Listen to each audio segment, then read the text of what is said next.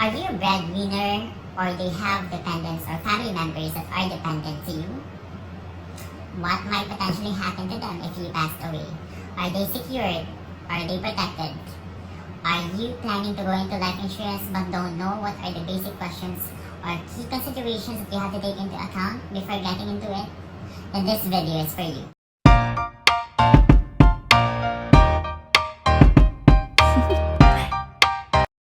Hello guys, what's up? I hope that wherever you are right now, you are safe and well. I know we are in these trying times, but yeah, this is just a phase that we're going through. I know that we'll get through this all together.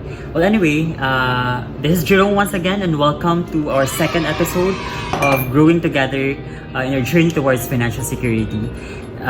Before I dive into our second topic, or for our topic for this second episode, I just would like to extend my profound gratitude to all of you who have, watched my first video about investment opportunities for millennials. All the more for those of you who have sent their messages and even have given feedback to me. Thank you so much. Those messages and those feedback really mean a lot to me. And even to those of you who have taken action na nag-open na account sa mga trading platforms, tumawag sa mga bangko para magtanong about UITF and even about mutual funds. Maraming salamat because the video has sparked curiosity in you that has resulted to action on your end. Maraming salamat because that is really my ultimate goal for you guys to be more curious about the best value for your money, and eventually for you to make informed decisions on financial matters. So thank you so much. I hope that you will learn a lot in the second video. So for our second episode, guys, we'll be talking about life insurance because this is actually one of the most frequently asked questions that I received after posting that first video. A lot of you have been messaging me as to what are the key considerations that you have to take into account before getting into insurance. So I hope this video will help you in making that informed decision.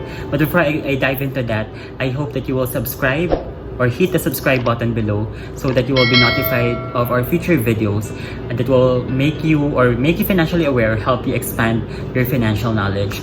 So for this episode, guys, you will zero in to the top 3 basic questions or key considerations that you have to take into account before getting an insurance. But before I get that, siguro let's define first what is an insurance. Now, when you say insurance, this is actually financial protection or reimbursement against an unprecedented losses, damages, death, or illnesses, among many others, in return of paying a premium.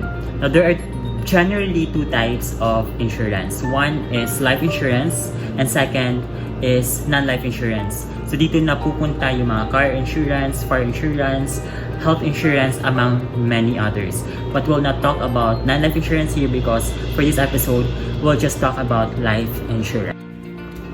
So when you speak of life insurance, it's actually a product that gives financial protection to your family or your loved ones or your dependents in case you will pass away. So yeah, that's something na very unlikely to discuss with, but yeah, we always expect for the best, but we also prepare for the worst. Question number 1, guys, that you have to ask yourself is that, do you really need a life insurance? Who are these people that really need life insurance? Now, basically, life insurance is definitely a must for those breadwinners and those who have dependents.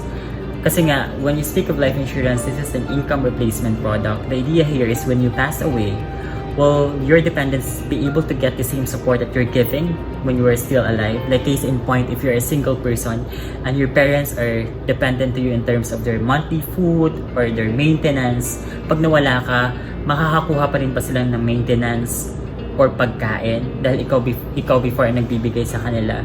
Now, life insurance can be an answer because based on your coverage or depending on your coverage, they will be receiving a certain amount that will sustain them for X number of years. Now, kapag pamilyado ka naman, of course, it's a no-brainer for you to get an insurance because you have some kids, you have a family that is dependent to your income or to you. Now, if you pass away, of course, you wanted your family naman to have the same or to enjoy the same lifestyle that they're enjoying as you are alive.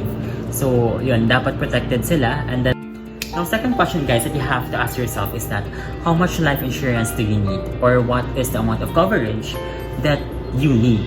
Now, when you speak of coverage, by the way, this is the amount of money that your beneficiary will be receiving after you passed away, because this is the the computation, the amount of money that you have computed to be enough for them to sustain the lifestyle after you pass away for X number of years.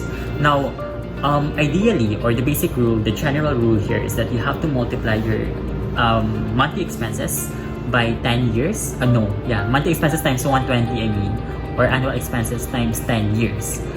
Or times 10, because the basic idea here is that you're giving your dependents or your loved ones, your family, 10 years of window period for them to adjust or kind of like find another income stream that will support them after you passed away. Well, 10 years is really a very good amount of time na.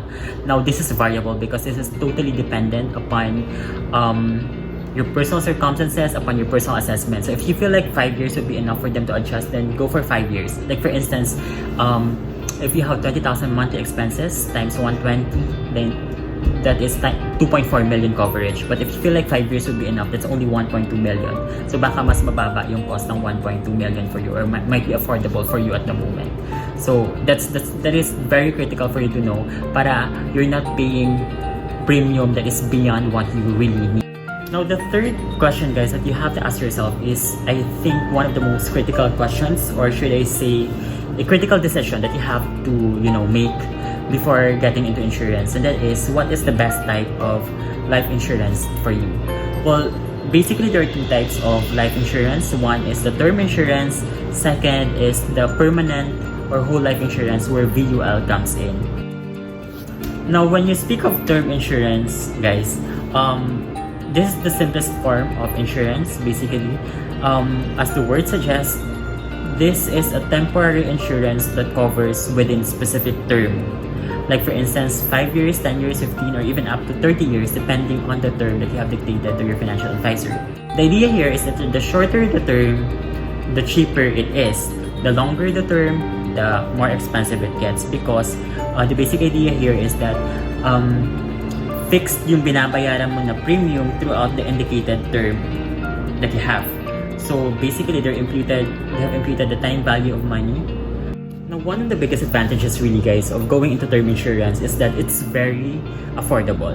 Now, case in point, or as a point of reference in me, there's an 8,000 annual premium for a 2 million coverage. That's actually a big amount of coverage now for an 8,000 annual premium. So if you're just really into getting financial protection and keeping your costs down because you're just starting, then this one might be the right one for you. Second advantage really is that it has minimal to zero charges, because you're just paying for the insurance coverage. Then there's no any other top-up charges. Another advantage, guys, that you have to know about term insurance is that it's convertible feature, because if you so decide that you wanted to go VUL at some point in the term of the insurance, kasi mas afford mo na VUL, then like for instance, you get a term of 15 and you get the insurance at 25. So within that 25 to 40 years old, if you feel like at 30 years old, you now have more money to go into VUL, then you can convert it into VUL. Now, the downside lang here is that convertible life insurance is more expensive compared to basic term insurance. Now, you can ask for a quotation from your financial advisor as to like a convertible life insurance with 2 million coverage vis-a-vis the basic term insurance with a 2 million coverage, for at least you could compare and weigh in the cost. Kung mas, it's a cost-benefit analysis at the end of the day. So, now, the disadvantage lang, guys, of a term life insurance that you have to be aware of is that it's very costly to renew, really.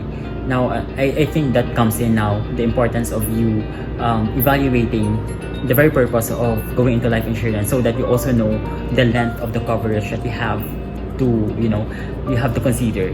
Like for instance, kung you're just starting a family and your kids should be finished studying at 20 or 25 years from now, so you should be getting the 25-year term, para at least alam mo kung kailan kailangan protected and secured yung family mo.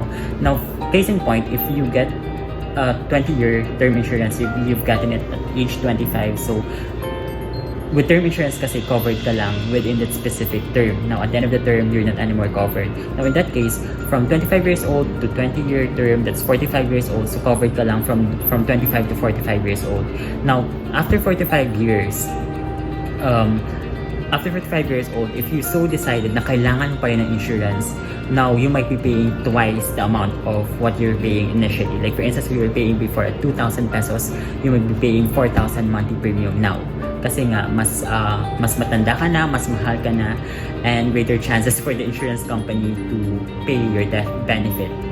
Kaya nga, you have to reassess by the age of 45 kasi baka naman you have accumulated na the wealth or the coverage that your family needs by then. So you don't have to pay the premium anymore because it's just a waste of money for you. If you feel like the coverage has been covered or has been accumulated na throughout the years that you've been working. Another type of life insurance, guys, is the permanent life insurance or the whole life insurance. Now, as the term suggests, this is a permanent life insurance as long as you continue to pay the premium. Now, one of the most common types of permanent life insurance is the VUL, where I think most of you are interested of. This is an insurance and investment rolled into one. Now, just a disclaimer, no, na you just go into VUL if your primordial purpose is really to go into insurance and not investment. Because if your primary goal of going into VUL is investment, then I'm telling you that you are not really getting the best value of investment. Because at the end of the day, this is still an insurance product and not an investment product. Now to the advantages of the permanent life insurance specifically for VUL, no?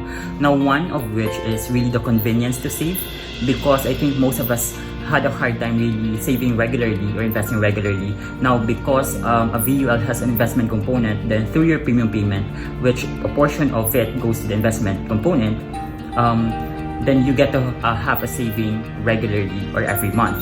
Second is, I think one of the glaring selling points of most of the financial advisors are the riders. With the riders naman, you can have coverage for critical illnesses or waiver of the premium payment when you have critical illnesses, or even coverage for confinement in the hospital because you have critical illnesses. With this is not present in the term insurance. So this is actually one of the selling points normally for VUL.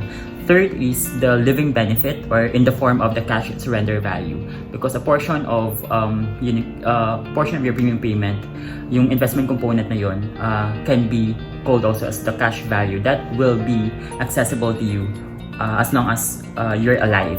So anytime, pwede mo siyang ma-withdraw when there's emergency, although there's some fee corresponding to it. And the earlier you withdraw, the higher the fee, because they encourage you to invest in the long term. The main disadvantages lang, guys, of a VUL is that it's really way expensive compared to a term insurance. Normally, it costs you twice or thrice the premium that you're paying for a term insurance. Like for instance, for the coverage of 2.4 million, sa term insurance, you're just paying 8,000 annual premium, whereas sa VUL, you might be paying around 20,000 to 24,000 annual premium.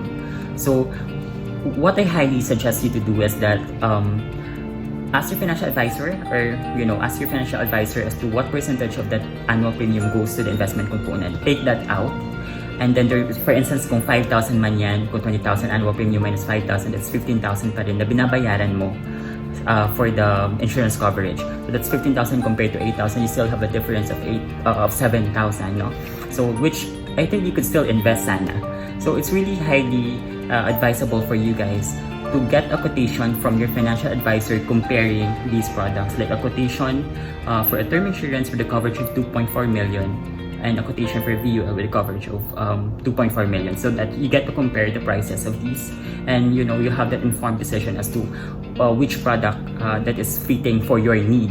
Because again, you need to assess the very need of why you're getting into insurance. Is it really for financial protection, or is it also for investment? Because if your primary purpose is for investment, then VUL is not really the right product for you.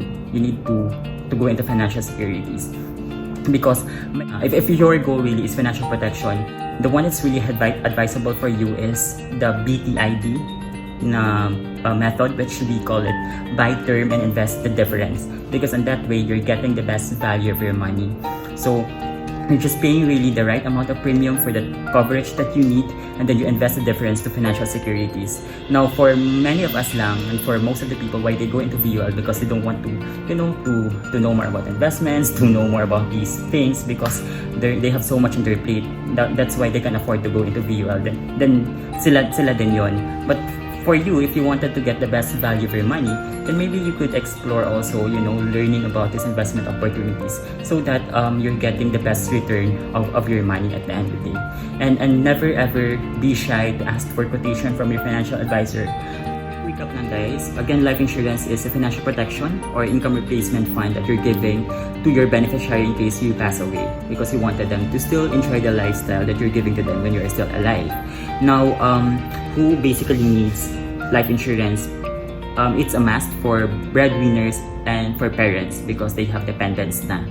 And very important also to know the coverage that you need, because some of the financial advisors might be promoting or might be proposing to you a coverage that's way beyond your needs. So the way you complete that is that you multiply your annual expenses times 10 or monthly expenses times 120, because the basic idea here is that you're giving your dependents 10 years of window period for them to adjust and for them to look for income stream that will replace your funds.